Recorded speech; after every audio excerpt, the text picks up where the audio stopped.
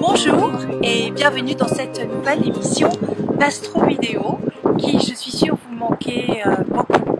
Alors, il y a eu une semaine de parapsie, comme vous le saviez, et puis il y a eu une semaine de vacances. Voilà, ça n'arrive pas souvent, mais franchement, ça fait du bien. Alors, me revoici.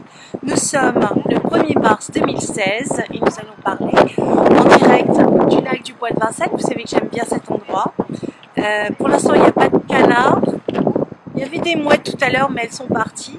Enfin bref, nous allons parler de ces aspects marquants du jour, sachant que le 8, dans la nuit, je précise juste, dans la nuit du 8 au 9 mars, à 1h57 en temps universel, il y aura une éclipse de soleil qui aura lieu à 18 degrés et quelques du Poisson. Pas loin de Chiron, le guérisseur ou la blessure, et qui va se passer beaucoup de choses pour les poissons. Alors, on va parler de Neptune, puisque c'est l'ambiance des poissons, puis c'est l'anniversaire des poissons pour certaines. Et d'ailleurs, aujourd'hui, c'est le 1er mars. Alors, je souhaite un très bon anniversaire à Marianne, qui se reconnaîtra. Bon anniversaire, Marianne. Alors, ces aspects marquants du jour sont capitaux. Évidemment, le Soleil est à côté de Neptune. Vous savez que quand une planète est proche du Soleil, ça donne une coloration au Soleil. Donc pour ceux qui naissent dans le signe du Poisson forcément, eh bien Neptune étant à côté du Poisson, ce sera vraiment des poissons sûr. Hein. Alors il y a un très bel aspect avec Pluton qui est dans le signe du Capricorne, ce qui va donner une inspiration. Ça va faire d'eux des éminences grises, voilà, une capacité d'aller se ressourcer, se transformer, aller au fond des choses. D'autant plus que Pluton va faire un semi-sextile, c'est-à-dire 30 degrés d'écart avec Vénus dans le signe du Verseau. Alors Vénus va gérer deux signes, le signe de la Balance et le signe du Taureau. Et Vénus, qui est donc l'amour, mais aussi la comptabilité, est dans un signe visionnaire, qui est le signe du Verseau. Donc ça peut être une capacité à aimer librement, à être aussi dans une sorte d'amour détaché de toute contingence matérielle. C'est l'amour original, hors norme, anticonventionnel. Donc c'est une journée amoureuse, passionnée, qui se rédit, ma foi, le 14 février. Mais bon, on va parler de ce petit Neptune encore, puisque Neptune, à côté du Soleil, à côté de Cérès. Cérès, je vous le rappelle, c'est un planétoïde dans l'esprit du signe de la Vierge, et il se trouve juste à côté du Soleil en Poisson.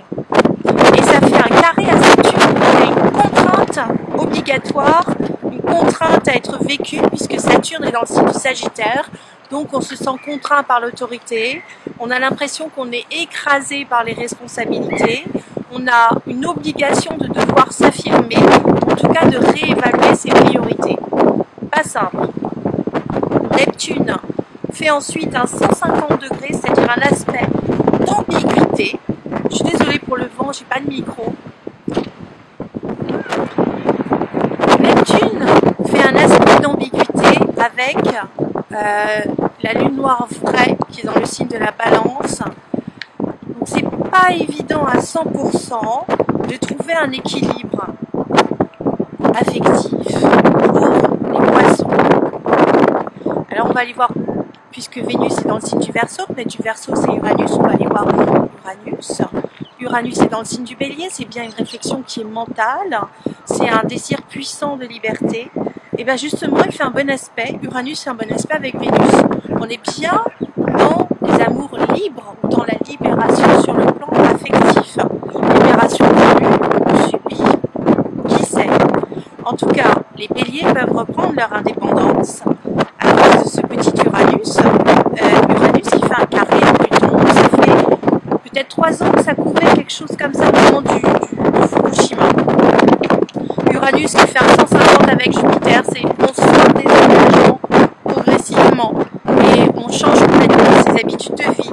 Uranus opposé à la lune noire dans le signe de la Balance. Waouh, c'est vraiment les béliers, les balances, pendant les signes de changement, nous serons amenés à gérer le changement.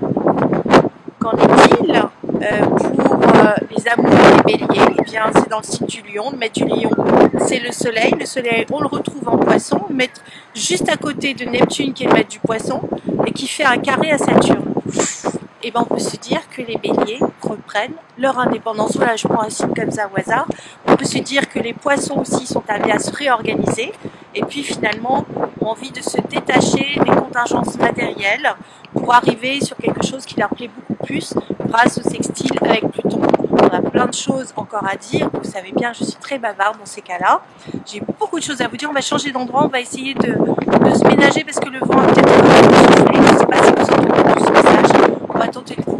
En attendant, je vous dis à demain pour une prochaine astro vidéo puisqu'elles reprennent maintenant au quotidien. Au revoir mes anges.